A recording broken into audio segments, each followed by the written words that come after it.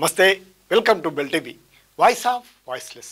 ఇక స్థానిక సమరానికి సిద్ధమవుతుంది కాంగ్రెస్ పార్టీ.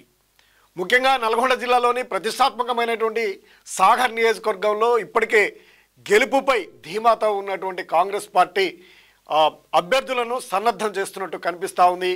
ఇప్పటికే దాదాపుగా రిజర్వేషన్లు ఖరారు అయిన మరుసటి రోజే అభ్యర్థులను కూడా ప్రకటించి స్థానికంలో సత్తా చాటడానికి జానారెడ్డి వ్యూహాత్మకంగా పావులు కదుపుతున్నట్టు తెలుస్తూ ఉంది.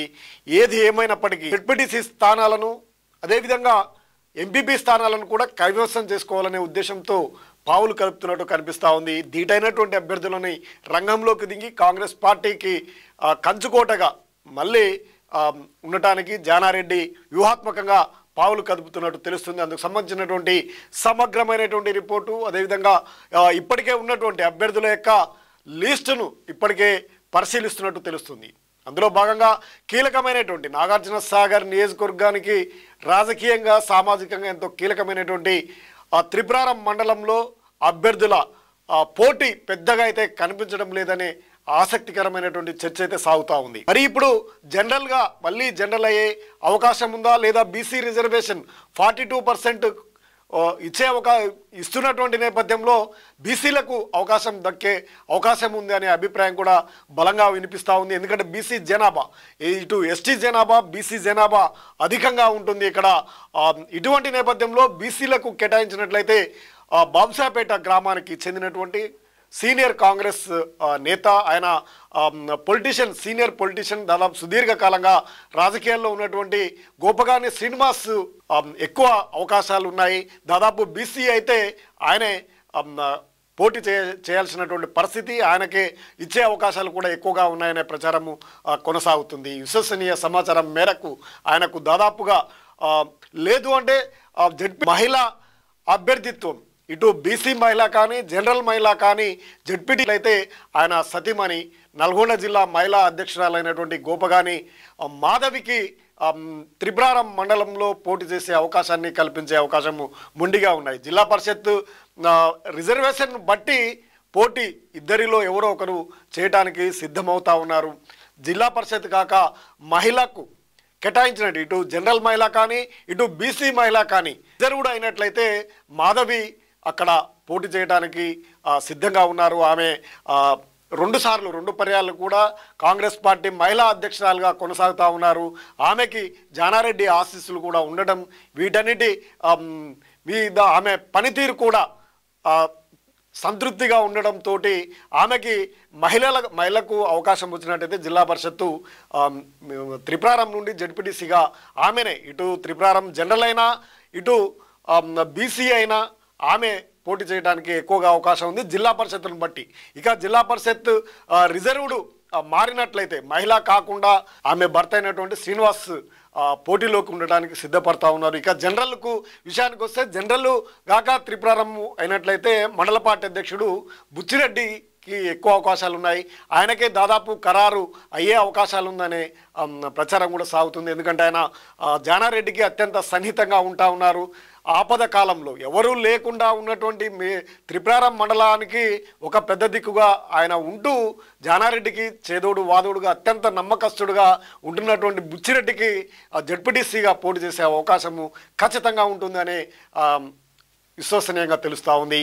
ఆయనే బరిలోకి ఉండే అవకాశం ఉంది. ఇక ఎస్టీకి అయినట్లయితే సిట్టింగ్ జడ్పీటీసీకి అవకాశం ఉంటుంది. జనరల్లో మాత్రం ఈసారి పక్కాగా రెడ్డి సామాజిక వర్గానికి సంబంధించినటువంటి బుచ్చిరెడ్డికి మండల పార్టీ అధ్యక్షుడుగా ఉంటా ఉన్నారు. ఆయన మాజీ నీలేగూడ సర్పంచ్ కూడా కొనసాగినటువంటి పరిస్థితి. ఆయన అత్యంత సన్నిహితంగా ఉంటున్నటువంటి పరిస్థితుల్లో ఆయనకే జడ్పీటీసీగా అవకాశం ఇచ్చే అవకాశాలు అయితే స్పష్టంగా కనిపిస్తూ ఉన్నాయి అనే చర్చలు అయితే జరుగుతూ ఉన్నాయి కాంగ్రెస్ పార్టీలో. ఇక అత్యంత మరో కీలకమైనటువంటి పాత తాలూకా అయినటువంటి నిడమనూరులో కూడా పోటీ ఊరాఊరిగా ఉండే అవకాశం ఉంది. అక్కడ జనరల్ అయినట్లయితే ఇప్పుడు సిట్టింగ్ రాజేశ్వరినే పోటీ చేసే అవకాశం ఉంది. మట్టారెడ్డి సతీమణి అయినటువంటి ఈమెకే ఎక్కువ అవకాశాలు ఉన్నటువంటి పరిస్థితి. అయితే జనరల్ అయితే తుమ్మడం గ్రామానికి చెందినటువంటి ఎడవెల్లి వల్లభ్ రెడ్డి పోటీ పడే అవకాశాలు మొండిగా ఉన్నాయి. యువ నాయకుడు ఎడవెల్లి రంగసాయిరెడ్డి అనతి కాలంలోనే మృతి చెందినటువంటి నేపథ్యంలో ఇప్పుడు క్రియాశీలకంగా మండలంలో పట్టు సంపాదించడానికి వ్యూహాత్మకంగా ముందుకు వెళ్తా ఉన్నారు. ఆయనకు ఇవ్వాలంటూ కూడా ఆయనకు సంబంధించినటువంటి కేడర్ కూడా బలంగా ఉంది. దాదాపు తుమ్మడం చుట్టుపక్కల గ్రామాలకు సంబంధించినటువంటి పట్టు ఉన్నటువంటి కుటుంబం అది. కాబట్టి ఆయనకు అవకాశం ఉంది, ఆయన పోటీ పడే అవకాశం కూడా ఉంది. ఎందుకంటే యువ నాయకుడు రాజకీయాల్లోకి తండ్రి చనిపోయిన తర్వాత వచ్చినటువంటి ఆయనకు మండలంలో పట్టు సంపాదించాలంటే జెడ్పీటీసీగా పోటీ చేయాలనే ఆలోచన కూడా చేస్తున్నట్లు విశ్వసనీయంగా తెలుస్తూ ఉంది. ఆయన కూడా ఒత్తిడి చేసే అవకాశాలు అయితే స్పష్టంగా కనిపిస్తూ ఉంది.